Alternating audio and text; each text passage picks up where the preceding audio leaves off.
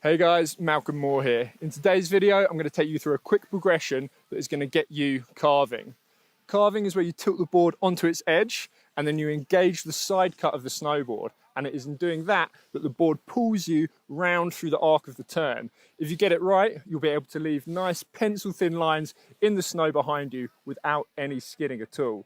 And it is best practiced on nice, mellow, wide slopes, just like I've got here right in front of me. So the first thing we're going to do is a quick test, and I want to make sure that you can actually ride the board on a flat base. I'll explain the reason for this in just a moment. So I'm just going to pop out into the middle. You don't have to be able to do this for long, but I want to make sure that you can just hold this position for a couple of seconds. And the reason that I want you to be able to do that is because when you hold that position, your center of mass is right over the middle of the board. It's not over either edge. I'll just show you once more. I'm on a flat base, my weight is right here over the middle of the board. Now, from that position, we're going to get into our very first drill. And guys, if you can't flat base, I'll link a video down below that will help you get that skill. So we're going to go from that flat base position, and then I'm going to rock my weight onto the inside of the turn, because carving is all about getting your weight in the right place. And it's really actually quite simple. It's a bit like riding a bike, just leaning into the turn. And once you get the feeling of it, it's really easy to do. So we're going to begin in this flat base position, check up the slope because I'm about to cut across it. And from this position, I'm just going to bend my knees, feel my shins press into the front of the boots, and I just lean into the turn slightly. So that's a lateral movement where I lean into the slope. And as you can see, my line in the snow, the board has just pulled me round in a big arc across and back up the slope. The side cut of the board has engaged, all from making that small movement where I lean into the slope. We're going to now repeat that task, going across the other way, starting in a flat base. And for the heel side, the position is slightly different. It's like how I'm stood now on my heel edge with my hips just slightly back behind the board. I'm just going to rock my weight into the turn, lean back just a little bit, a bit like I'm about to sit down on a chair. I'm just going to let these skiers pass and then I will show you. So, coming down, a little bit of speed on the flat base, lean into it, sit back. Okay, I can really feel my weight pushing down through my heels. The back of my legs are pressing against the high backs of my bindings, but you don't need to lift your toes up or anything like that. That's just going to really fatigue your tibialis muscle down the front of your legs. If you just lean your body weight onto the inside of the turn, you'll put pressure against your high backs. That will tilt the board onto its edge, and that is going to do all the work for you. I'm going to do this a couple more times, and I want you to get used to carrying a little bit more speed into it. So I'm just going to take a bit more time in the flat base position, and then just drop my weight onto the inside of the turn and let the board come around, come across. Over to the other side of the piece, same thing on the heel side. Bit of speed, and then sit down into it.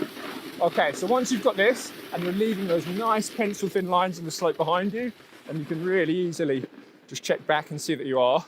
Once you've got that, it's time to add in what we call an early edge change, which is basically where we change edge whilst the board is going across the slope. So I'm going to start off on the flat base, lean onto my edge, but then rather than allowing the board to come back up the slope, when I'm going across the slope about 90 degrees to the full line, I'm just going to stand up to that taller position, to that flat base position that we started in, and just pull my hips across the board.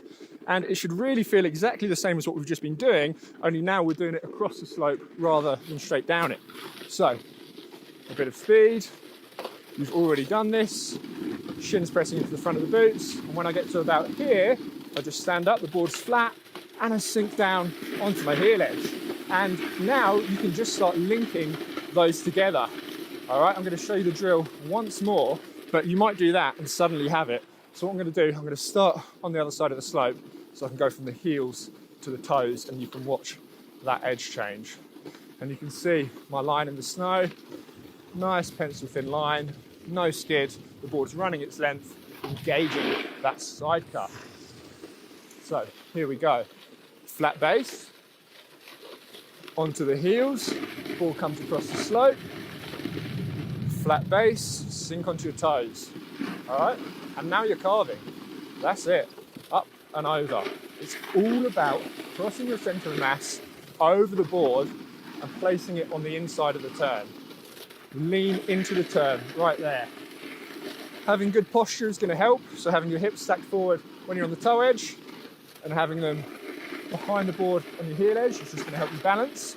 But really, it's just leaning into the turn and finding that balance point.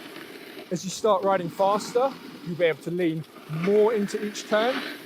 But for these mellow pieces here, it's really quite simple. Up and over the board, lean into the turn. All right, beginner carving. There you have it.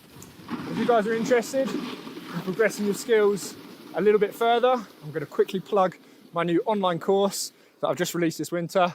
You can find out way more information for that down in the link below, but essentially that is going to run you through all the technique that you need from carving and way beyond. And if you want to get confident across the entire mountain and perfect your turns, then check it out.